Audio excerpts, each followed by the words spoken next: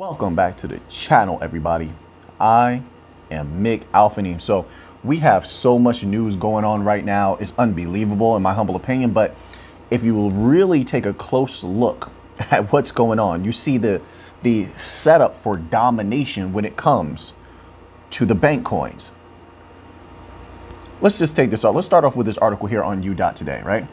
It says, here is how XRP took up 60% of total volume on one of the largest Latin American crypto exchanges. I just want to pause there. I want to reiterate in the future, and this is just my humble opinion, not financial advice, all right? Whatever you decide to do, I respect that. I'm not here to convince you one way or the other. I'm just here to share my research. It's my humble belief that the bank coins as a whole will be in rare supply in the future. I don't think a lot of people are going to be able to get their hands on most of the bank coins. I'm going to put it that way. Most of the bank coins. I think XRP is going to be in rare. It's going to be very rare for retail to be able to get their hands on XRP. It's already rare right now. The SEC never asked them to remove XRP, and yet it's still delisted. Why? So listen, in the future, I think this is all by design, 100%. Why? Like, you have other cryptos once more that are being sued by the SEC. They haven't been delisted, at least not that I've seen. It's going to be rare. You have hundreds of large financial institutions signed up to use the XRPL. What makes us think, and that number has only increased. It started out like 300, then it went to 400. Then I was reading articles a few months back that's up to 500, and that's believable. That's believable in my opinion. So what's to say you don't get to thousands in the future? Thousands of, possibly in the future, okay? Give it a little bit of time. Thousands of large financial institutions. Oh, and let me add in, we don't know how many are sitting on the side, by the way. We don't, that are waiting for, as SBi Remit said, one of their heads at SBi Remit said, that there's a large amount of financial institutions sitting on the side waiting to utilize XRP and RippleNet, but they need a positive outcome to the SEC case. So they said that themselves. So who's to know how many are going to jump in once there's a conclusion to the case? Then you have, then if there's regulatory clarity, right? So all of these institutions wanting to utilize on-demand liquidity to free up that locked up capital in Nostro Vostro accounts, right? Trillions of dollars. Each account has to hold minimum 10 XRP. Keep that in mind also. Then on top of that, they have to hold a good amount of XRP in order to transact with each other. It'll almost be like an account-to-account sort of deal, like what you have with Zelle or such like that with regular people, with retail people, right? So they have to hold a good amount in order to utilize it. Then they have to pool their amount. I mean, you've read the PDFs from Ripple on how on-demand liquidity works. So then they have to pool their money into XRP in order to utilize that, right? So it's not just the transactions with on-demand liquidity and such, like going back and forth. No, it's the large amount of financial institutions that will be hoarding or rather keeping large amounts of XRP, not only because they need to hold XRP in order to utilize the system, but because they're also going to want to see a return on investment from XRP. You don't think they want to make a little bit of extra money on top? They're not ignorant. So they're going to hold a good amount, knowing where that price can go and knowing they can tap into that extra liquidity at any time. There's so many benefits to this for them. But all of it results in that, theoretically speaking, in that XRP price skyrocketing. Same thing with Algorand. Same thing with XLM. And I'm going to say this, it's even more so that case with Quant. Even more so with Quant. Quant's price can skyrocket so easily, it's not even funny. It was a few days back, and I watched on the charts where Quant's price had gone from like 130 down to 124, then back up to 128, then it went down to like 120, then it went back up to 130. It was unbelievable how easily Quant's price can fluctuate and have healthy volatility, and people were taking profit left and right, making good money. So it's even more so with Quant. I think Quant is going to be one of the most life-changing assets that anybody can possibly hold. I could be completely wrong, but looking at the data right now, that's what it looks like. Then you have Quant also with over 500 banks lined up to use it. Now, whether they do or not, we have to wait to see. But I take all of that into account when I look at the setup here. They're set up to dominate. Of course, they're going to take up this amount of volume on that particular exchange because they're dealing with payroll. They're setting up infrastructures for payroll in Mexico, and this is not just Mexico, but that's just the one they announced. They're doing this, they're setting up these financial infrastructures for XRP, XLM, and Algorand all over the world, different places in the world. They just can't announce it yet. They signed, memorandums of understanding, non-disclosure agreements. A lot of them have NDAs. They can't talk about that just yet. So, but you're getting a glimpse into what is to come. And the more rare that these assets become, the higher that price is going to go. And I believe 100% people will be selling XRP left and right. They're going to do it just like Bitcoin. They believe until they see those numbers going up. Then they start to panic a little bit. It's common human psychology. They don't want to lose those gains. By the time XRP reaches $8, I think most people are out of there. $8 to $12, I think most people are out of there. Let's continue on here. Let's go to another article here. We don't have to jump that deeply into the article. SBi Remit teams up with Ripple to power instant remittances between Japan and Thailand. Now, I want to throw something in here. Japan and Thailand. But think about this. XRP is already being established in other areas in that region. I think that XRP or XLM is in there also with Lightnet.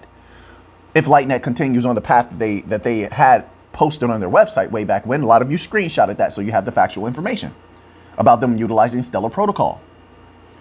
You have to say that because a lot of these institutions, they like to delete things and change their websites and such like that.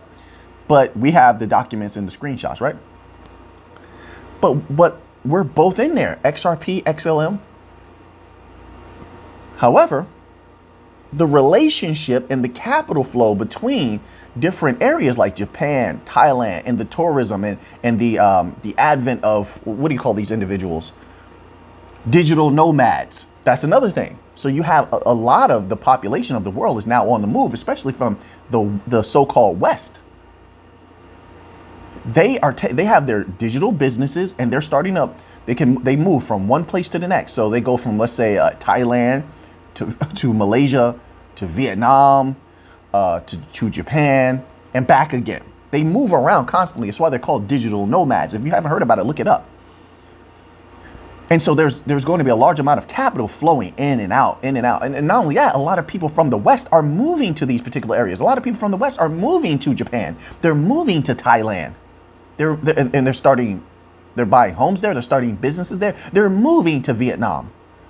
Okay? Because they know that the quality of life there for them, because because of how the capital works, converting US dollars to another currency, they can do very well. So there's going to be a lot of money there flowing back and forth, back and forth. So there's a lot of money moving between these places that people are not talking about, that XRP and XLM, in my humble opinion, can scrape up. This is going to be very important. Not only that, that's going to grow over time. As you see, XRP, XLM, they have spoken about extensively about the wanting to be deep in the Southeast Asian region. There's a reason for that. That money is going to be big and it's going to grow over time. Not only that, you have certain institutions like in Japan, like SBi Remit, that are so bullish on XRP that they theorize that every bank in Japan may use an XRPL-based system, may use XRP. Now, that's not to say that that's actually going to happen. But even if you take a modicum of those banks, it's pretty good. So the potentiality of the situation is absolutely unbelievable. So then you have Ripple. They retweeted this article here about SBi Remit. SBi Remit teams up with Ripple to power instant remittances between Japan and Thailand. The goal, SBi Remit look to become the best payment service provider for foreigners living in Japan. Digital nomads, mostly. Now, don't get me wrong. You have some people that are moving there. They're going to live there permanently. But a lot of individuals are, they're people who are starting businesses, or they're big business people. They're going to be moving around, scouting out land and stuff like that, testing things out. There's going to be a lot of money moving around there. I don't know if I'm eloquent in saying this, but I think you get the idea. It says SBi Remit and SCB are both using Ripple's enterprise blockchain solution to enable instant remittance services. You have, so of course you can buy fractional pieces of XRP. You're going to have but that's not how large financial institutions work. Just keep in mind all of these large financial institutions that will be holding XRP. Not only that, 100% I believe they're going to take XRP out of the hands of retail. They don't want retail messing things up. So they're going to remove as much as possible. And when people sell, large financial institutions and banks will buy. That's part of decentralization, right? Nobody is in control when something is decentralized. So theoretically, someone could come in and buy everything and then be in control. It's sort of like leaving it's like leaving toys on the table. Someone walks by and says, whose toys are these? It's nobody's toys. Okay, so then I grab up a whole bunch of the toys and I can just take them all away. Nobody's in charge of that, right? And right now, because there's a lack of regulatory clarity, there's no rules in place for how they can treat these particular assets. In my humble opinion, I could be completely wrong. Let's move on here. So this once more shows how dominating Ripple might be in the future because of its rapid expansion. Here's a tweet from Ripple, and it goes as such. We're honored to be recognized for our continued exponential growth on the @Inc. 5,000 list of the fastest growing private companies in America. And this is based on what we know. This is not based on all the institutions that have non-disclosure agreements that will step in after regulatory clarity, or once infrastructure is set up, or whatever may happen, a settlement to this case, any of those catalysts. And even in a bear market, and even with tons of non-disclosure agreements signed, still Ripple is experiencing exponential growth. I'll say also, I believe Algorand has experienced that same thing. They're doing extremely well. So once again, they're ensuring that they have this new financial system set up everywhere in all the necessary regions. Latin America, Africa, Southeast Asia, Europe. I mean, where is it that the new financial system is not touching? Nowhere. They're in deep with the Fed. Then you took a look at some of that money that's moving through the commercial banks, if you're in the members only section. Think about all that consistent high value flowing through XRP, XLM. Okay, so let's get on to a little bit of Algorand news. Now, Algorand released this tweet. The second release of Australia Zoo's wildlife themed NFT collection drops next week. Then there's a little subtweet here. It says the NFT collection is part of Australia Zoo's 20th anniversary Wildlife Warriors project, with 100% of the proceeds going towards a range of different conservation initiatives at the zoo. Now, every time we see Algorand do something like this, and of course, they've had the first time around where they work with Australia Zoos as far as their NFT collection, we're getting great advertisement. Not only are we getting great advertisement, but every business over there is seeing these advertisements, and they always have Algorand somewhere on those advertisements for these particular NFTs. And they're going to say to themselves, hey, we want to release NFTs. How can we get involved? And hopefully there's the potential for them to research what Algorand is, and then them come into the ecosystem. A lot of businesses had that way. And they're going to see the success of Australia Zoo. Not only that, Australia Zoo is very prestigious. It's one of the top zoos there, if not the top zoo. So you're going to have a lot of individuals who want to be involved. That brings a lot of money to the ecosystem. I think that's just logical. So we've seen Algorand do this with Australia Zoo, with the racing team they work with. Great advertisement there. Drone Racing League, all right. The airport, I think it was in Texas, they had an advertisement within an airport. So Algorand has, paved the way as far as showing the bank coins, or the cryptos of the cryptosphere, how you properly go about mass advertisement. And that's in a bear market. Just imagine how much further they're going to go when there's a bull market and there's a little bit more money coming in. little bit more capital to work with, because, you know, a lot of these the nonprofit aspects of these blockchains, they liquidate some of those particular coins in order to fund their different activities, right? So this has been absolutely great. I love this advertising. I think Algorand and Hedera have been doing the absolute best job when it comes to advertising, right? You know, Ripple doesn't have to really worry about that because they're not for retail. They're not meant for retail. It's just like Quant. Quant doesn't have to do a whole lot of advertising. So a lot of people will say Quant is boring, but it's supposed to be. It's a bank coin. They specifically target banks for infrastructure setup, all right, and acting as a gateway between the legacy system and the bank coins, so, or new financial system, you know, if you will. So they've been doing a great job over at Algorand. Let's end off here with a little bit of Hbar news. It says, we're excited to announce that #Hbar grantees at Private Check and at Drop CC have partnered together to enable Drop users to receive and manage payments from ad networks for the use of their private data. So you're going to have ad revenue flowing across Hedera, Hbar. Hbar is into so many things. Always keep in mind their backing that they have. So this is just where they start. It's not where they end. This is just their beginning. Now keep in mind, Google itself is heavy when it comes to ads and advertisement and collection of data and selling data for big money. I envision there's going to be a lot of big money coming from the ad sector flowing across Hedera and through Hbar, in my humble opinion, because of the ties they have with Google. Keep in mind, they also have ties with Boeing. They have ties with FIS that brings a bevy of banks to the table. So all of these individuals are going to be using advertising to some degrees. Why would they not, you know, participate in one of the blockchains that they sit on the governing council of? So it's not just CBDCs or stable coins or such like that that's going to make Hbar's price pop or rise, in my humble opinion, but also things like this: advertising revenue, payroll as well. All of these different activities happening on Hbar. Keep in mind, Hbar experiences, when it's a bull market, experiences pretty good volatility. Now, it's not anything, you know, like, it's not like the price skyrockets, but it can go down, go up. So it shows that the price can move very easily.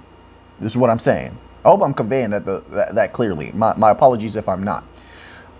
Another piece of Hbar news here, and this one is going to be major in my humble opinion. It says, as the IMO HQ strives towards 50% in emissions reduction, it is imperative that they embrace new technologies, including net zero fuels like green ammonia.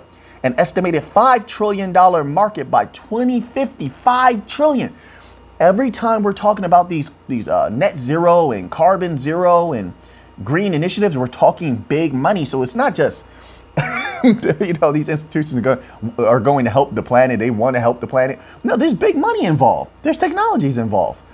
We're talking trillions of dollars. Now, they're saying by 2050, but if you look at the exponential rate growth in the rate push of the spreading of the green initiative, it's gone absolutely insane as of late. I don't think it's going to take that long for it to reach $1 trillion.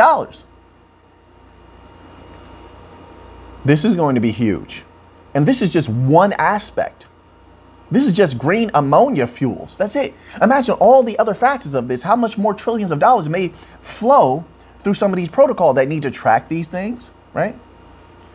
So let's just read a little bit more. There's a subtweet here. It says, Ty Miles will collaborate with @Lloyd Register and @Safety Tech Excel in a feasibility study for the guarantee of origin as traceability of origin of green hydrogen and green ammonia in the maritime industry. I told you, traceability. Who else did we just recently see talking about traceability? Ripple, Algorand. They're all getting into traceability. There's going to be a lot of big money through, you know, flowing through these particular blockchains because of traceability. We'll see what VeChain does in the future. Like I said, VeChain is the big dog, so to speak, when it comes to traceability. Of course, Cardano also has some dealings with ScanTrust. I haven't heard an update on that yet, but if they decide to step in, I think they could definitely take a good portion of that market. But as of right now, the bank coins have taken notice and they are setting up certain mechanisms where they can be utilized as traceability protocols. That's going to be huge. That's going to bring apparently possibly trillions of dollars, right? So if you're using a protocol for traceability, also, typically you would use that protocol also to move the actual value, right? So XRP moves value, but it can also be used as a traceability protocol. Algorand, same. XLM, I don't remember hearing Stellar talk about traceability, but I think that they would travel that same path in the future. Hedera, obviously, Hbar obviously is there. Hbar is trying to take as much money from the markets as possible. They're leaving no stone unturned, and I'm very happy with that. So now that you have that information, what are you going to do with it? I know what I'm going to do with it. So until next time, let's get to the money.